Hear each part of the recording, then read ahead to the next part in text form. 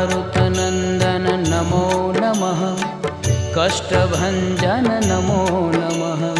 असुरनिकन्दन नमो नमः। श्रीरामदूतं नमो नमः।